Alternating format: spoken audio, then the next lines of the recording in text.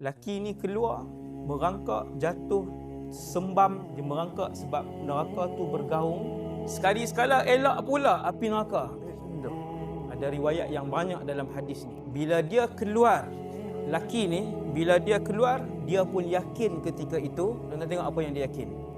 Ketika lelaki ini keluar daripada neraka, dia yakin bahawa dia adalah orang yang paling dimuliakan oleh Allah. Subhanallah. Dia kata Alhamdulillah. Dia tak tahu kata syurga penuh dah orang, dia last. Dia kata terima kasih Allah sebab muliakan aku di kalangan semua makhluk. Dia ingat dia yang selama ni selamat dah, dalam syurga tak ada siapa. Dia yang terakhir, wahai lelaki. Tuan jangan berdoa, ya Allah jadi lelaki itu pun tak apa.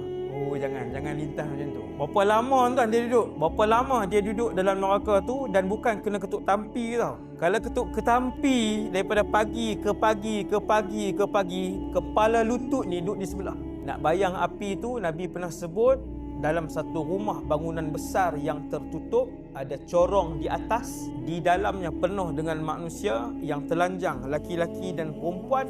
Ketika api itu memarak, melambung-lambung lelaki dan perempuan yang telanjang tadi. Itu barzakh, belum neraka. Allahumma ajirna minan nar. Doa kita baca setiap subuh dan setiap maghrib 7 kali. Wahai Allah, jauhkanlah aku daripada api neraka. Sebut dengan faham dan penuh pengharapan. Bukan sebut sebab nak isi masa lepas solat, bukan. Wahai Allah, selamatkanlah daripada neraka. Wa as'aluka al-jannah. Allahumma ajirni minan nar wa as'aluka al-jannah. Allahumma ajirni minan nar wa as'aluka al-jannah. Ambil riwayat yang 7 kali.